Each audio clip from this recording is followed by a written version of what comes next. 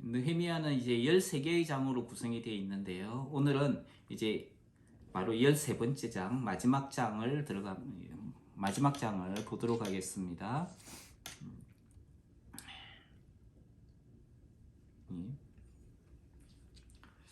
이제 1절부터 3절에 있는 말씀을 우리 같이 한번 읽도록 하겠습니다. 1절로 3절에 있는 말씀입니다. 시작. 그날 모세의 책을 낭독하여 백성에게 들렸는데 그 책에 기록하기를 암몬 사람과 모압 사람은 영원히 하나님의 총에 들어오지 못하리라. 이는 그들이 양식과 물로 이스라엘 자손을 영접하지 아니하고 도리어 발람에게 뇌물을 주어 저주하게 하였습니다. 그러나 우리 하나님이 그 저주를 돌이켜 복이 되게 하셨다 하였는지라. 백성이 이 율법을 듣고 곧 섞인 무리를 이스라엘 가운데서 모두 분리하였느니라. 예루살렘 성벽을 봉헌하던 날에 모세 율법책을 백성들에게 낭독하게 했습니다. 집이나 건물을 짓고 낙성식을 행할 때에 하나님의 말씀을 읽고 들려주었다는 것이지요. 하나님의 말씀을 선포했다는 것입니다. 당시에 낙성식에서는 이렇게 하나님의 말씀을 읽고 들려주는 관습이 있었다 하는 것을 우리가 알 수가 있습니다. 참 좋은 습관인 것 같아요. 백성들에게 읽어 들렸던 이 말씀은 신명기에 기록되어 있는 말씀입니다. 신명기는 출애굽한 이스라엘 백성들의 자손들, 출애굽한 이스라엘 백성들이 아니고 그들의 자손들에게 가나안 땅에서 어떻게 살아야 할 것인가 하는 것을 알려준 하나님의 말씀입니다. 특별히 오늘 읽은 1절, 2절에 기록된 이 말씀은 신명기 23장 3절과 4절에 등장하는 내용입니다. 이 말씀을 들은 백성들은 충격을 받았어요. 그들의 조상들이 이스라엘을 영접하지도 않았고 오히려 자신들을 저주하려고 했다는 거예요. 그래서 그 이야기를 들은 이스라엘 백성들의 마음이 어땠겠습니까? 아니, 이 사람들이 우리를 그렇게 불편하게 대했단 말이야. 우리를 죽이려고 저주하려고 했단 말이야. 그래서 그 자리에서 바로 이스라엘 백성들은 자기들과 함께 있는 암몬 자손과 모압 자손들을 모두 분리해 버렸어요. 암몬 사람과 모압 사람들이 이스라엘 백성들에게 잘못한 일은 두 가지로 언급이 됩니다. 하나는 떡과 물로 자신들을 영접하지 않았다는 거예요. 광야를 걷는 인생에게 물과 떡은 생명을 유지하는 데 꼭 필수적인 것입니다. 떡과 물은 먹고 마실 음식을 가리키는 것이지요. 이스라엘 백성들이 힘든 광야를 지날 때에 그들을 긍휼히 여기지 않았다는 것입니다. 심지어 그들은 이스라엘 백성들을 저주하기 위해서 뇌물을 줘가지고 특별히 돈을 써가지고 이스라엘 백성들을 저주하려고 했던 것입니다. 우리는 여기에서 몇 가지를 생각해 보게 됩니다. 성경에서 예수님은 세상을 창조하신 하나님으로 그리고 자기 백성을 찾아 이 땅에 육신을 입고 오신 분으로 이야기를 하고 있습니다. 하지만은 자기 땅에 오매 자기 백성이 영접하지 않았다라고 이야기합니다. 이스라엘 백성들이 광야에서 지나가면서 모압 자손들을 만났지만은 그들은 물과 떡으로 이스라엘 백성들을 영접하지 않았습니다. 마찬가지로 예수님께서 이 땅에 왔지만은 그것도 자기 땅에 왔지만은 자기 백성이 영접하지 않았다는 거예요. 하지만 영접하는 자에게 곧 그 이름을 믿는 자들에게는 하나님의 자녀가 되는 권세를 주신다라고 이야기하셨습니다. 누구든지 예수 그리스도를 믿고 영접하는 사람은 하나님의 자녀의 권세가 주어진다라고 성경은 말씀하고 있습니다. 우리는 광야와 같은 인생을 살고 있죠. 우리 지체들도 마찬가지로 광야와 같은 세상 속을 살고 있습니다. 옆에 있는 지체들이 편안하게 살고 있는 것 같죠. 돈이 많은 사람은 돈이 많은 사람대로, 없는 사람은 없는 사람대로, 건강한 사람은 건강한 사람대로 다들 광야와 같은 그런 세상을 살고 있다는 것이지요. 이런 세대 가운데서 우리는 특별히 오늘날의 세대는 혼자 사는 사람들이 많아요. 그래서 혼족이라 그러죠. 혼족. 혼자서 일어나서 밥 먹고 혼자서 준비해서 혼자 출근하고 퇴근하고 나면은 혼자 온다. 특히 모르겠어요. 요즘 코비드 때문에 사람들이 함께하는 그것도 참 많이 줄은 것 같아요.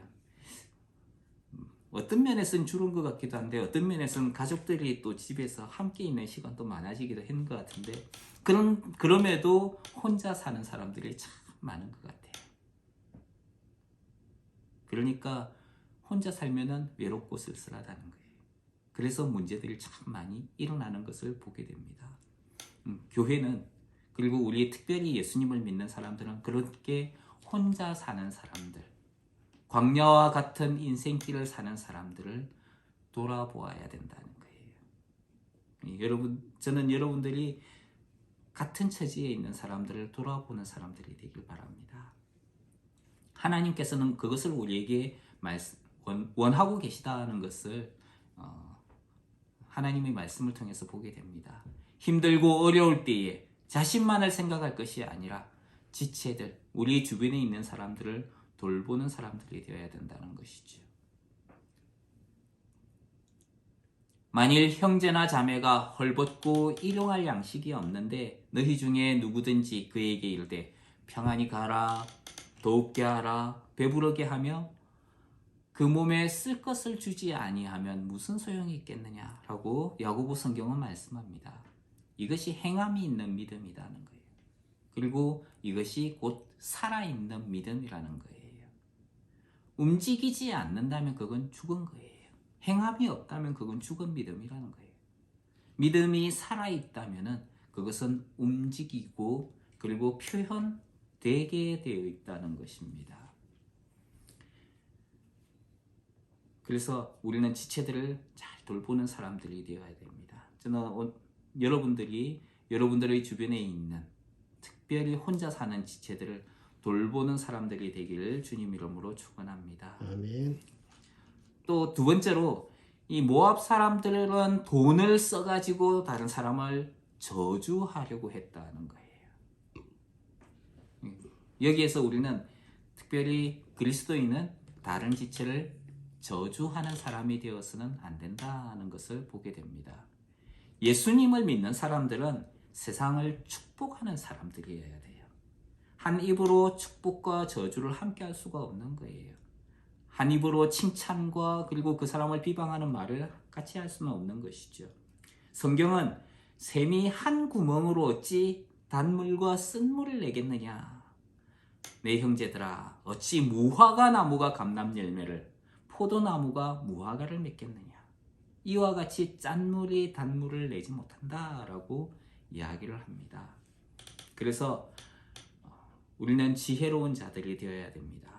그래서 지혜로운 자들은 편벽과 거짓이 없고 성경을 보면은 오직 하나님께로부터 위로부터 난 지혜는 첫 번째 성결하고 다음에 화평하고 관용하고 양순하며 긍휼과 선한 열매가 가득하다라고 이야기를 합니다.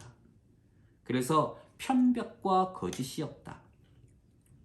그래서 화평하게 하는 자들은 화평으로 심어 의의 열매를 거둔다라고 말씀합니다. 그래서 세상에 저주를 전하는 자가 아니라 하나님의 복음과 그리고 평화를 전하는 화평의 사람들로 사시기를 주님의 이름으로 축원합니다. 아멘.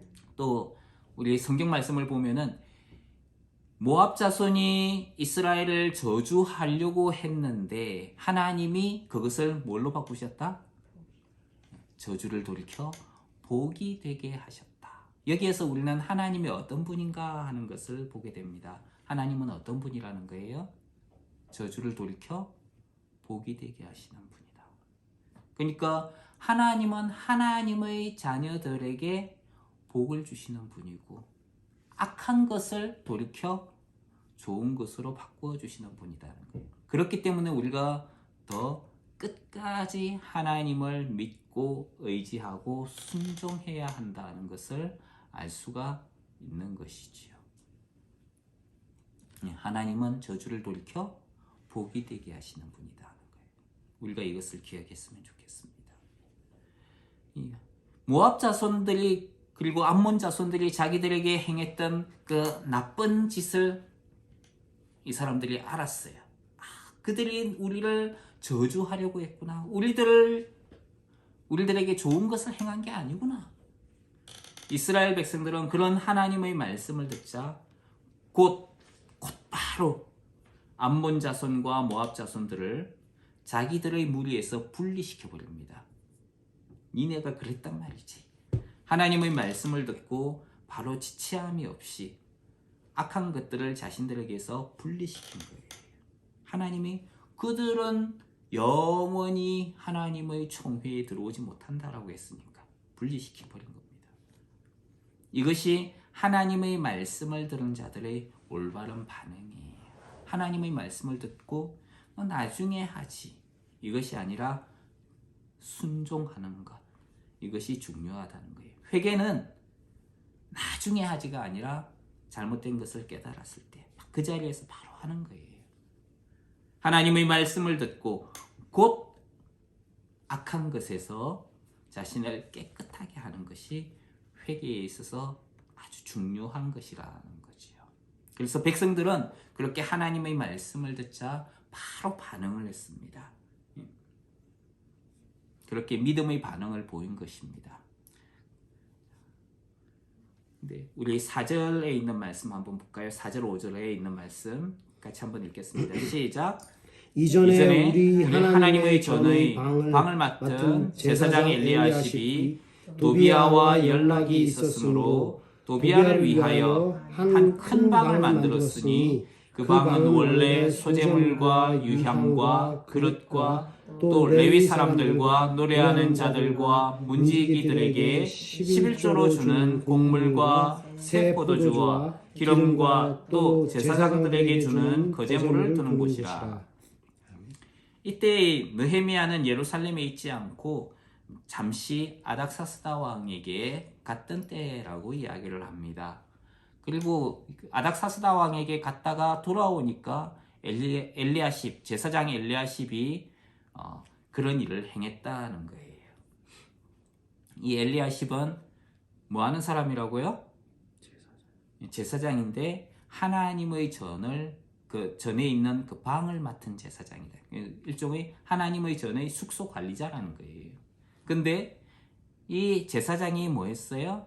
도비야에게 방을 내어줬다는 거예요. 원래 누구를 위해서 사용하는 방입니까? 이건 사람들을 위해서 사용하는 방이 아니라 하나님의 전을 위한 곡물을 넣어두는 곳간이에요. 그걸 갖다가 도비야를 위해서 내어주었다는 거예요. 하나님의 말씀을 듣고 암몬 사람과 모압 사람을 분리시켰던 이스라엘 백성과 달리 제사장이라는 그 사람이 암몬 사람 도비야와 관계를 가지고 있었고, 심지어 그는 자기가 가진 그 권력을 이용해서 하나님의 성전을 마음대로 유용하고 있었다는 거예요. 백성들은 하나님의 말씀을 듣고 순종하는데 백성의 어른이며 지도자인 제사장들이 백성들의 삶과 다른 모습을 보이고 있는 것을 보게 됩니다. 이건 명백히 잘못한 것이죠. 특별히 제사장이 잘못한 거예요. 그것도 언제? 느헤미야가 없을 때 잠시 자리를 비우고 나니까 이런 일이 벌어졌다는 거예요.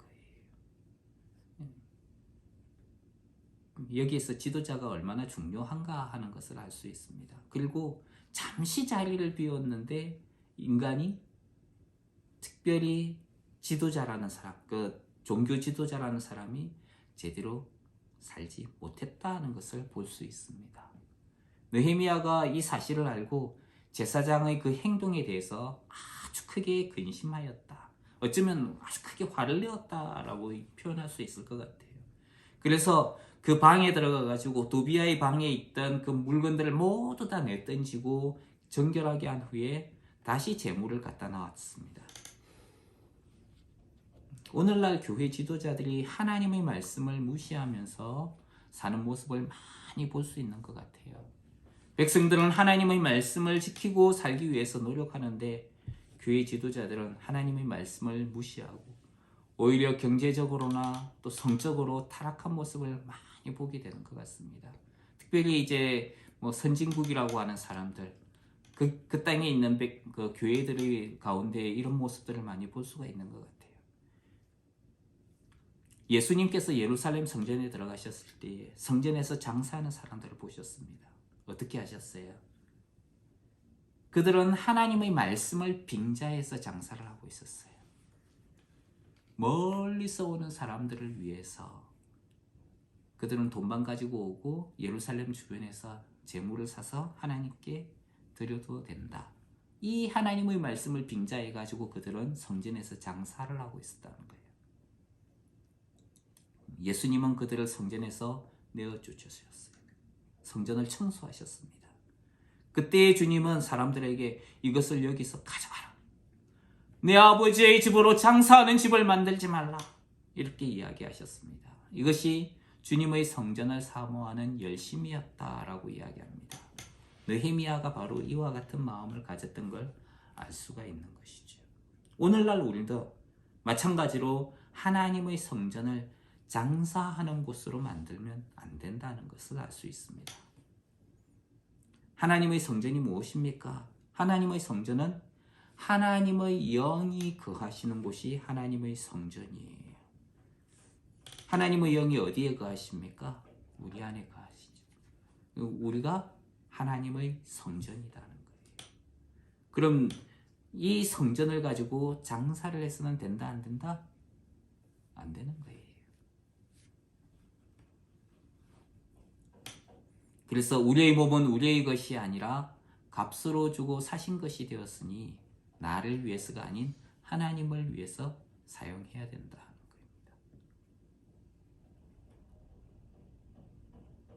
그리고 내 몸을 장사하는 것에 사용해서는 안 된다.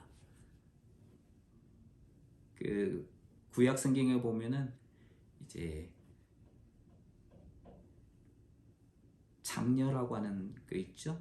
그리고 동창이라고 하는 게 있습니다. 동창이 뭐냐 하면은 남자 기생이에요. 이런 것들은 자기 몸을 팔아가지고 장사를 하는 거죠. 이런 것은 하나님께서는 이런 거에 대해서 막으시는 거예요. 성경에서는 뭐라고 이야기하느냐 하면은 모든 사람은 혼인을 귀히 여기고 침소를 더럽히지 않게 하라. 이렇게 이야기합니다. 근데 오늘날 많은 목회자들이라든지 또 다른 사람들이 일반 백성들이 그렇게 성적인 부분에 있어서 민감하지 못한 것들을 보게 됩니다. 이런 거 깨어야 돼요. 이런 건 고쳐야 되는 것이지. 성경에서 느헤미야는 있어야 할 물건들이 제대로 있지 않았고 있으면 안 되는 암몬 사람 도비아의 물건이 있었던 것을 알게 되었습니다. 그래서 하나님의 자리에 하나님이 아닌 다른 것이 차지하고 있다는 것을 알았어요. 어떻게 했을까요? 느헤미야는 그것을 즉시 치워버렸습니다. 제대로 옮겨 놓아야 하는 거예요. 하나님의 질서와 화평을 깨뜨리는 것이 있다면 그걸 우리는 내버려야 되는 거예요. 그리고 그 자리에 하나님의 것을 원래대로 회복시켜야 되는 것입니다. 이것이 우리가 해야 될 일이에요. 하나님의 백성이 해야 될 일인 것이죠. 인간의 타락은 하나님의 자리에 죄를 왕으로 세워놓고 있습니다. 그래서 예수님께서 오셔서 십자가에 죽으심으로 죄의 왕자를 빼앗으셨어요. 이미 빼앗으셨습니다. 주님이 왕이세요. 그래서 이제까지 몇천 년 동안 타락한 인간이 하나님의 자리에 하나님이 아닌 죄를 왕으로 세워놨는데 그것을 우리는 다시 돌려보내고 하나님을 우리의 마음 가운데 왕으로 세워야 된다는 거예요. 죄에 속한 모든 것을 던져버리고 하나님을 우리의 왕으로 섬기는 저와 여러분이 되길 주님 이름으로 축원합니다. 아멘. 특히 죄를 짓지 않으려고 노력한다. 이런 게 있는데 이건 소극적인 거예요. 적극적인 삶은 하나님 앞에서 하나님을 위해서 사는 거예요. 이제 예수님을 믿는 우리는 죄의 종이 아니라 의에게 속한 의의 종으로서 그리고 하나님께 속한 자라는 것을 우리가 기억해야 됩니다. 느헤미야가 잠시 자리를 비우니까 하나님의 성전만 그런 문제가 생긴 것이 아니라 또 다른 곳에도 문제가 생긴 것을 보게 됩니다. 10절에 있는 말씀 한번 보십시오. 10절 시작. 내가 또 알아본즉 레위 사람들이 받을 몫을 주지 아니하였으므로 그 직무를 행하는 레위 사람들과 노래하는 자들이 각각 자기 밭으로 도망하였기로. 느헤미야가 자리를 잠시 비우니까 레위 사람들에게 돈을 줘야 되는데 그 몫을 줘야 되는데 그것을 주지 않았다라고 이야기를 합니다. 사실 레위 사람들은 하나님께서 그들에게 생업에 종사할 수 있도록 그렇게 유업을 주지 않으셨어요. 그 사람들은 다른 지파들이 레위 사람들을 먹여 살리도록 그렇게 처음부터 이야기를 하셨습니다. 그래서 사실 그 다른 11지파에서 생산되는 것들은 레위 지파와 함께 나누면은 딱 정확하게 균형이 맞아떨어지게끔 하나님께서 그렇게 주셨어요. 근데 그걸 가지고 뭐 했어요? 레위 사람들을 그리고 가난한 사람들을 돌본 것이 아니라 자기 배만 채웠던 것이죠. 결국 레위 사람들은 본인들이 먹고 살기 힘들게 되니까 자기가 해야 될 일을 떠나서 생계를 유지하기 위해서 자기 밭으로 가야 됐다는 것입니다.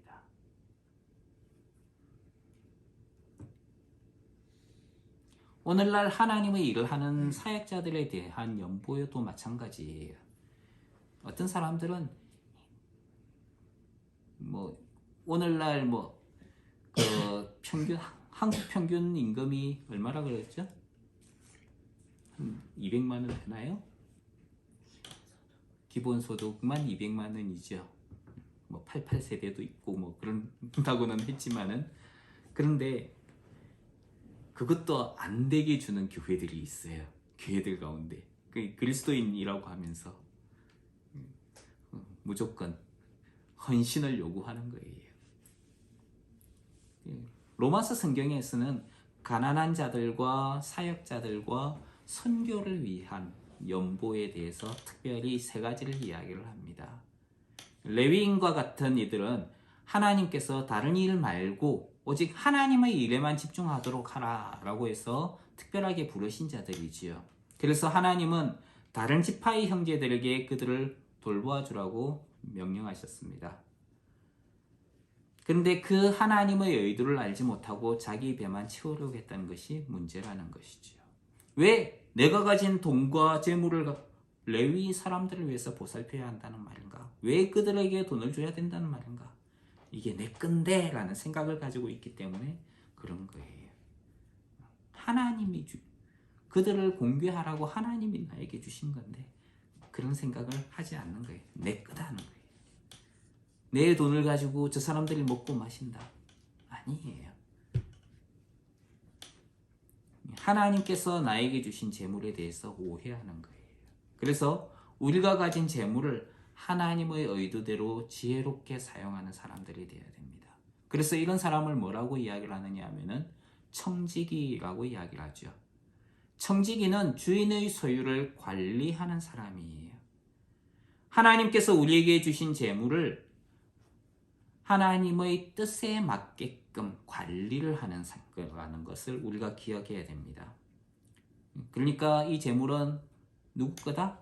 내 거에 아니라 누구 거다? 하나님의 것이라는 거예요. 그래서 주인의 의도대로 나에게 맡겨주신 것을 관리하고 나눠주는 거예요. 우리가 가진 재물은 바로 그와 같은 거라는 거예요. 근데 재물만 해당되는 게 아니에요. 여기에는 우리에게 주어진 시간, 은사 모두 포함되는 것입니다. 우리가 가진 복음도 마찬가지예요. 나만 가지고 있는다. 그게 아니라 우리가 하나님의 말씀을 가지고 있으면 뭐 해야 돼요? 나눠줘야 돼요. 특별히 하나님께서 우리 교회에게 주신 건 뭐예요? 하나님의 말씀이에요. 우리는 이 말씀을 나누는 일을 해야 됩니다. 그래서 우리에게 하나님께서 맡겨주신 것들을 다른 사람들에게 주인의 뜻을 따라서, 하나님의 뜻을 따라서 잘 나눠줄 줄 아는 사람들이 되길 주님 이름으로 축원합니다. 아멘. 또 느헤미야는 사람을 세우는 사람이었던 것을 볼 수 있습니다. 자신들의 일을 제대로 하지 않았던 백성의 지도자를 불러서 책망했어요. 니네들 도대체 뭐 한 거냐? 그리고 떠나갔던 레위 사람들을 다시 불러 모으는 것을 보게 됩니다. 그리고 재물을 충성스럽게 관리할 수 있는 사람을 세웠어요. 사람을 세웠다는 거예요. 제 역할을 할 수 있는 곳에 사람이 세워졌다. 누군가가 내 능력을 보고, 내 능력을 알아보고 나를 그 일을 하는 곳에 딱 세운다면, 세우는 사람이 있다면 얼마나 좋겠어요. 느헤미야는 바로 그와 같은 일을 했다는 거예요. 하나님은 우리를 내가 있어야 할 곳에 보내셨습니다. 하나님, 나 여기 왜 보내셨지? 여기 할 일도 없는데? 아니에요. 하나님은 내가 있어야 할 곳에 나를 보내셨습니다.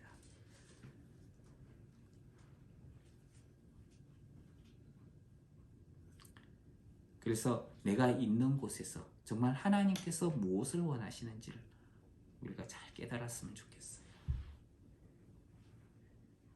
느헤미야는 자신에게 주어진 역할을 충실하게 할 수 있도록 사람을 세우는 사람이었던 것을 보게 됩니다.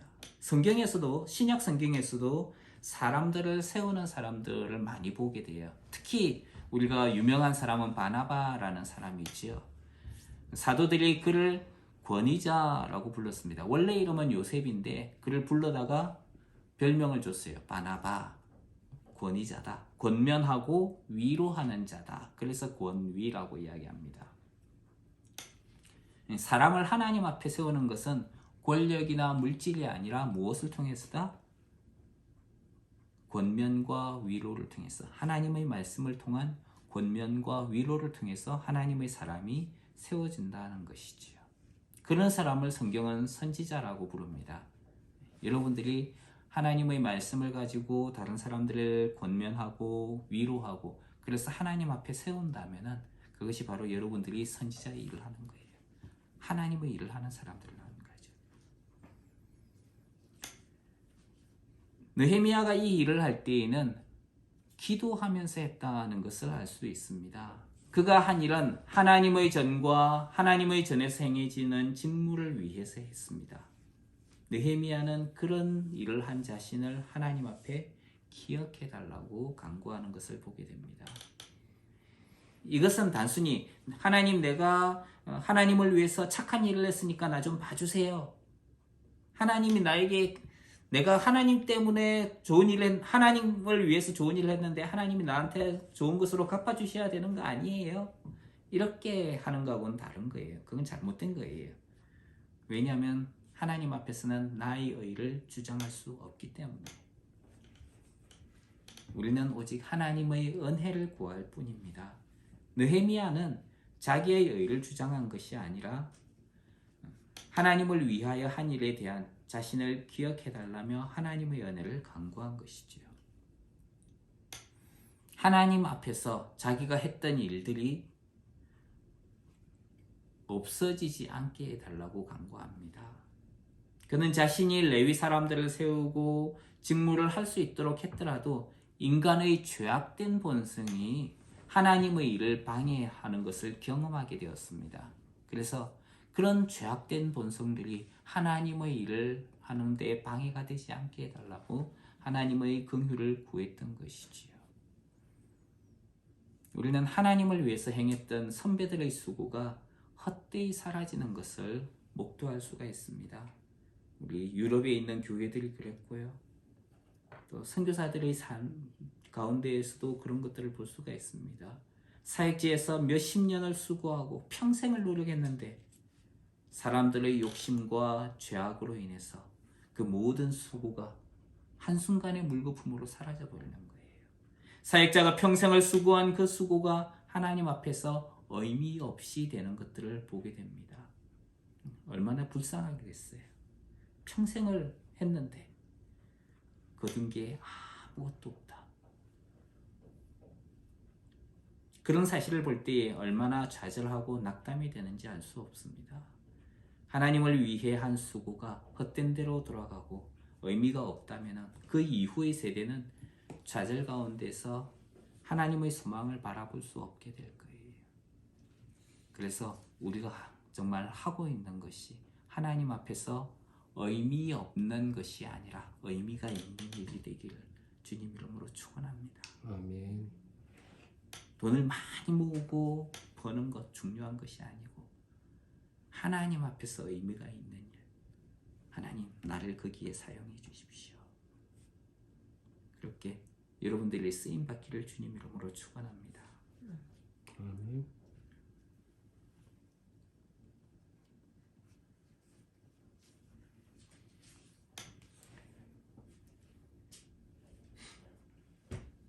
성경 이사야서에 보면 이렇게 말씀하고 있습니다. 풀은 마르고 꽃은 시드나 우리 하나님의 말씀은 영원히 서리라. 그래서 우리의 영원하신 하나님의 말씀에 우리가 굳게 서 있어야 하는데 그 말씀이 육신을 입고 이 땅에 찾아오셨죠. 이분이 누굽니까? 예수님이시지요. 그래서 예수 그리스도 안에 의미 있는 사람으로 살아가길 주님 이름으로 부탁드립니다. 느헤미야는 또 어떤 사람들이 안식일을 범하는 것을 보게 됐습니다. 안식일에 유다 사람만이 아니라 두로 사람들까지도 예루살렘에 와서 물건을 파는 거예요. 하나님은 모세 율법을 통해서 안식일을 기억하여 거룩히 지키라라고 하셨는데 이스라엘 백성들은 하나님의 말씀을 무시하고 순종하지 않았어요. 그 옛날부터 그래 왔잖아요. 그래서 하나님의 진노를 받았는데 지금 또 그러고 있다는 거예요.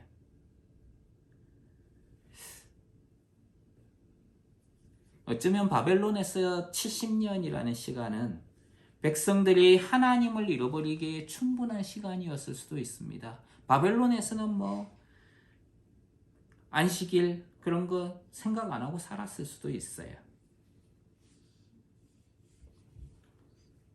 근데 느헤미야는 세상의 어쩔 수 없는 상황을 따르지 않았다는 거예요.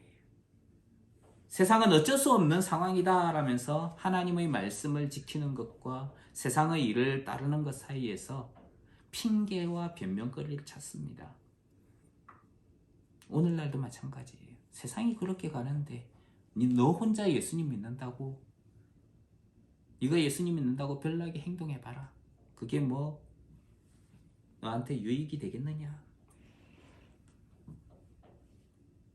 근데 그런 과정에서도 우리는 하나님의 말씀대로 살아야 되는 거예요. 하나님께서 하신 말씀대로. 어쩔 수 없는 상황이었기 때문에 세상의 가치를 따른다는 것은 하나님의 이끄심에 대한 믿음이 없는 선택을 하는 거예요. 그럼에도 우리는 믿음으로 하나님의 뜻을 선택하고 순종해야 되는 것이지요. 그래서 느헤미야는 레위인들에게 안식일을 지킬 수 있도록 예루살렘 성을 보호해라. 그렇게 명령을 내리게 됩니다. 또 에스라시 또 그 문제만 있었던 건 아닌 걸 볼 수가 있어요. 23절에 보면은 또 유대에 어떤 문제가 있었느냐, 이방 여인들과의 결혼을 했던 것을 볼 수가 있습니다. 23절 24절 한번 볼까요? 23절 24절 시작. 그때 내가 또 본즉 유다 사람이 아스돗과 암몬과 모압 여인을 맞아 아내로 삼았는데 그들의 자녀가 아스돗 방언을 절반쯤은 하여도 유다 방언은 못하니 그 하는 말이 각 족속의 방언이므로. 에스라 때에도 하나님의 사람들은 이방 여인을 아내로 삼았습니다. 느헤미야 시대에도 하나님의 사람들이 이방 여인을 아내로 맞이했던 것을 볼 수 있습니다. 노아의 때에도 하나님의 아들들이 사람의 딸들의 아름다움을 보고 자기들이 좋아하는 모든 자를 아내로 삼았다라고 말씀합니다. 결국 노아의 때에 하나님은 그들을 심판하셨어요. 홍수로 심판하셨죠. 그리고 세상을 다시 새롭게 하셨습니다. 이스라엘의 죄악 가운데 하나는 이방 여인들과의 연혼이었어요. 그것 때문에 이스라엘은 하나님을 떠나 우상을 숭배했습니다. 이제 지금 바벨론에서 포로 생활을 마치고 돌아왔던 그들이 또 그 나쁜 행동을 하고 있다는 거예요. 심지어 그들이 낳은 자녀들은 어머니의 영향을 받아가지고 어머니가 속해 있는 그 민족의 말은 하는데 유다 말은 하나도 하지 못했다는 거예요. 근데 이 일에 가장 우두머리가 누구였느냐? 제사장이었다는 거예요. 제사장 엘리야십. 아까 엘리야십이 뭐 하는 사람이었어요? 성전에서 방을 관리하는 사람이었는데 이 제사장이 또 그 손자 그 요야다의 아들 그 사람이 관련이 되어 있다는 것을 보게 됩니다. 제사장들이 얼마나 하나님의 말씀을 무시하고 타락했는가 하는 것을 볼 수가 있는 것이죠.